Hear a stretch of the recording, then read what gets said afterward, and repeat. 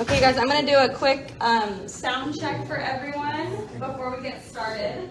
Does everyone sound good? Perfect, okay. We'll get started in just a moment.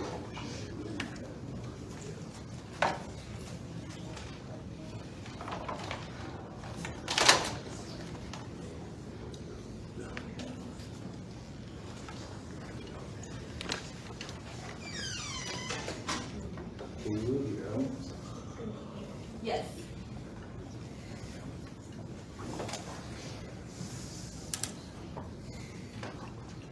Thank you.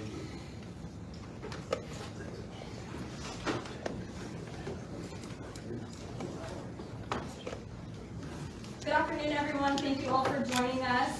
I'm Fortney O'Keefe, Director of Communications with the Snohomish County Sheriff's Office. We're going to go ahead and get started here. Sound check for everyone is good? Perfect. Okay, I'm going to introduce our first speaker, Snohomish County Sheriff Ave NE.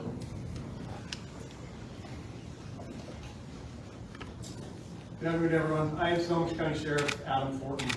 I'd like to start by thanking everybody for coming here today. I especially want to thank the family and friends of Michelle. Thank you. I had a chance to visit with you guys for the last several minutes. Just thank you for being here today. It really means a lot to everyone involved in this case. So we are here to announce a break in a 1990 Snohomish County homicide cold case. In 1990, the body of 17-year-old Michelle Koski was recovered near Highway 522 and Echo Lake Road in Snohomish. For almost 32 years, Michelle's case has gone unsolved. After years of investigating and new advancements in DNA technology and investigative genetic genealogy, the suspect has been identified as Robert A. Brooks. After more than 3 decades of searching for answers following this terrible murder of their 17-year-old daughter, we can finally provide Michelle's family with some answers. No family deserves to go through what you all have been through, and I am deeply sorry for your loss. With us today is lead cold case detective Jim Sharp. Joining us via Skype is Ellen Graytek, Director of Bioinformatics, and C.C. Moore, Chief Genetic Genealogist with Parabon Nanolabs. I'd also like to personally thank each of you, as well as retired Detective Dave Heitzman and genetic genealogist Deb Stone. Due to their relentless investigative work, we are not able to solve these cases, which we once thought we'd never be able to find some answers to. Right now, I'd like to introduce lead cold case detective Jim Sharp. Thank you, Sheriff. Yeah. Hi, I'm Detective Jim Sharp. I've been on the cold case team for 17 years, since it was inception here at the Snohomish County Sheriff's Office. I want to thank all the family and everyone that's here to support this whole event today. I know it's sad and I'm sorry for your loss, but it makes me feel really good that you all showed up to support the work that we've done here. Thank you. So, 17-year-old Michelle Koski was sexually assaulted and murdered in August of 1990, shortly after she turned 17. Her body was found by a woman walking her dog on August 25th, 1990, near Highway 522 and Echo Lake Road in Snohomish. For many years, her case remained unsolved. But in 2005, the Sheriff's Office cold case team was established, and retired Detective Dave Heitzman and I were assigned to work in that unit. At the time, Detective Heitzman chose the Michelle Koski case to work on as his primary case that he was taking the lead on, and I was assisting him. We worked on that case really hard, ruling out a lot of people with DNA evidence that we had left at the crime scene. There was never a DNA match in CODIS, and the case remained cold. We're here today to finally announce that due to advancements in DNA technology and investigative genetic genealogy, we've been able to identify the suspect in Michelle's homicide. He's been identified as Robert Anthony Brooks here on the picture to my left. Brooks was in trouble a lot as a juvenile, and he was released from prison in August 18 of 1990 at the age of 22. He was living with a relative in the 12500 block of 25th Avenue Northeast in Seattle, which was just a few blocks south and west of where Michelle was living. Michelle was last seen near her house in the 13300 block of 30th Avenue Northeast in Seattle on August 18th of 1990. We identified Robert Brooks using investigative genetic genealogy. It's the use of DNA testing in combination with traditional genealogical methods to establish the relationship between an individual and their ancestors. Successful identification of Brooks was established with the assistance of Parabon Nanolabs and genetic genealogist Deb Stone. I'd like to thank Parabon Nanolabs and Deb Stone for all the hard work that they've done to help us identify the suspect. And now I'd like to introduce Alan Graytek, the Director of Bioinformatics with Parabon Nanolabs, who's here by video. Thank you, Alan.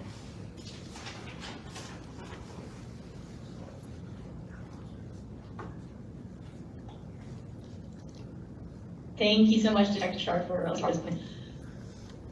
every case that we work on is unique. They always have a different quality of DNA sample, so we need different lab techniques, different bioinformatics techniques.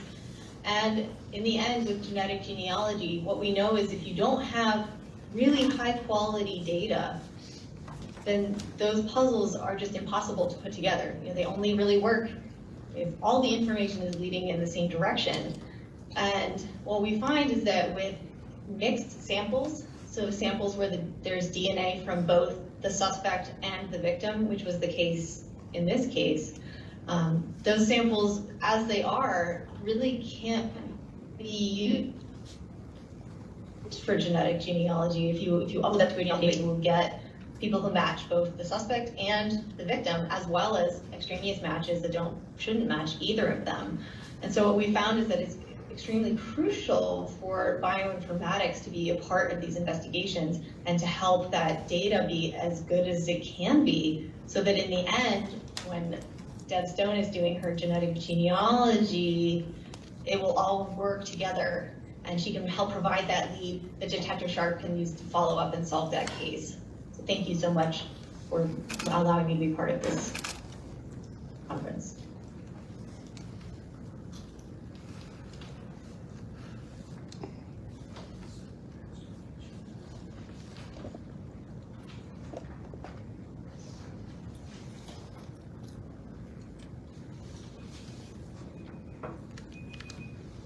Thank you, Alan. Got to catch up on my notes here. Now I'd like to introduce Michelle Koski's friend, who's here with us, Melissa Johnson.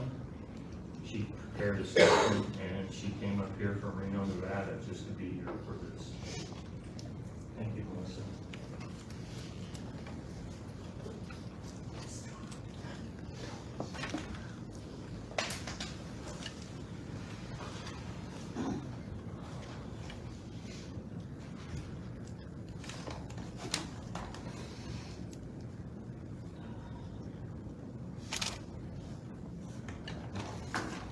I have been praying for this day for a very long time.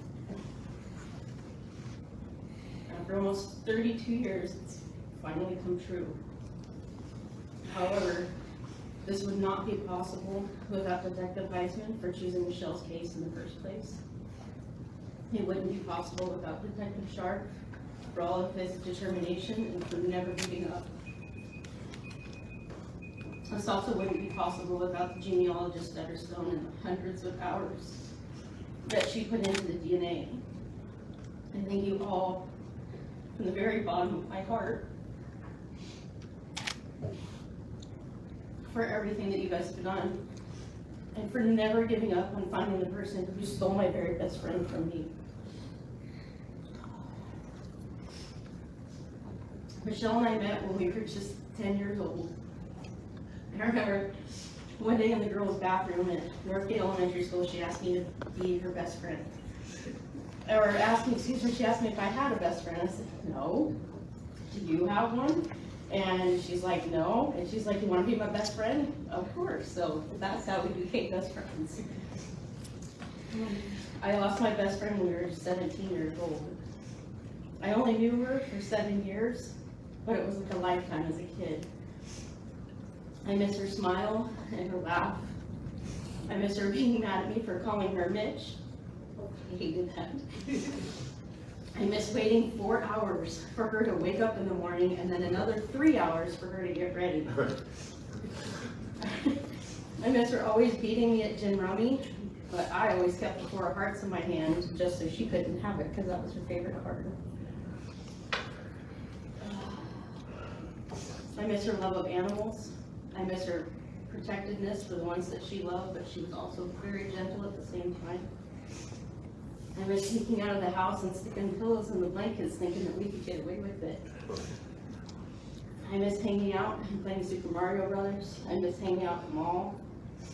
So the list just goes on, and I know there are very many people who miss her as much as I do.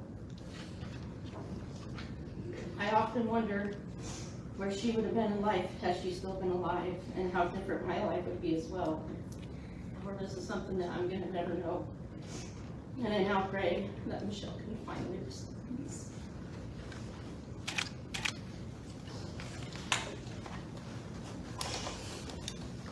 Thank you, Melissa. It was wonderful meeting you all and learning about Michelle and a little bit more about her life. I'd like to reach out to the public and say that if anybody knows anything about Michelle's case or the involvement of the suspect,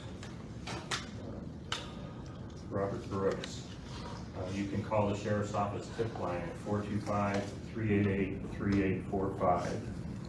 And we'd appreciate any other information that we can get on this case. Now we can take questions if anybody has any. Also, I'd like to introduce the Chief Genetic Genealogist, C.C. Moore with Parabon. She's here to take any questions related to genetic genealogy, which is a phenomenal tool that we got in law enforcement 4 years ago. So we're open to questions at this time.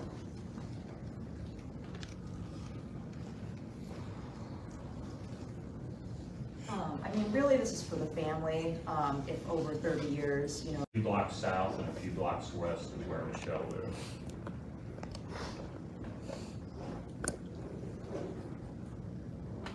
Was there any, do you guys know where he may have picked her up? Or? No, we don't have any indication. We understood that someone that knew her, she had asked to give him a ride, and his car was full and he wasn't able to give her a ride. And he believes he's probably the last person that saw her alive. We don't know how long after that or where he could have met, or where she could have met our suspect. Did you say, you missed it, what was he in prison for? It was juvenile criminal history, and I'm not sure that we can go into all that.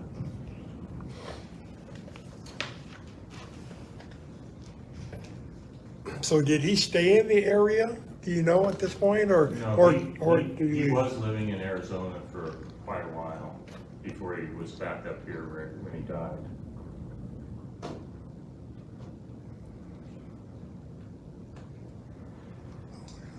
Any other questions? Detective, could you walk us through the phone call that you made to finally notify the family? Well, I called by at home and told her that we finally had the case solved, and she was just, I guess, surprised, but also very pleased to finally get some answers. That's the whole thing about working these cases, is the satisfaction of giving answers to the family so that they understand what happened. The more information you can give them, the more it means to them to help understand their loss.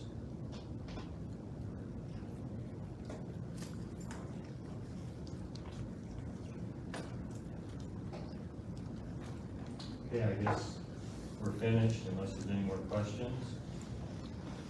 Yes, sir. So I'll just wrap up, and then why don't you, Detective Sharp, come back up here real quick. We're here today for Michelle, her family and friends, but I would be remiss if I didn't acknowledge the work and accomplishments of Detective Jim Sharp. This is his last day of employment in the Snohomish County Sheriff's Office after 4 decades of service. And I would like to point out that Jim was ready to retire a few years back when Jim was the first cold case detective in our country to solve a case with genetic genealogy. And he wanted to stay on for several more years to put his retirement off so he could solve these cases and bring some closure to families, which is why we're here today. So on behalf of the Snohomish County Sheriff's Office, Jim, I just want to publicly congratulate you on your service and thank you. I really appreciate it, absolutely.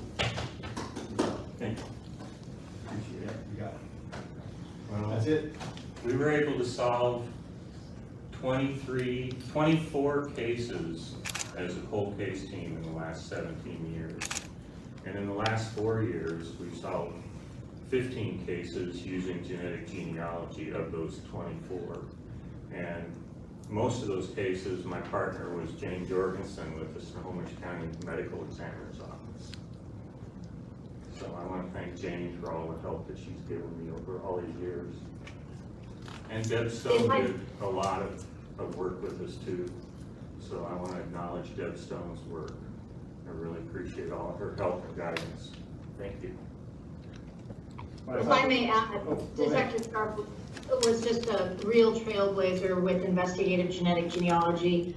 He was pushing for it before the Golden State Killer suspect was identified through IgG, which is generally recognized as the very first arrest that was made possible because of it. But Jim was way ahead of the curve and had been trying to get work done on his cases. And so we jumped right in with Detective Sharp, and those of you that covered the double homicide of Jay Cook and Tanya Von Kylenberg saw that first big success, which was the first jury conviction of somebody identified through genetic genealogy. So Jim's dedication to the victims in these cases has been incredible, and he's been such an important part of the history of investigative genetic genealogy and its success across the country. And that's true of the whole department, actually, at Snohomish County. So we really want to send our appreciation to Jim and his team of the use of this tool. Thank you, Cece. It's been wonderful working with you and Steve and Farrakhan. You too. Okay, thank you guys very much. Thank you.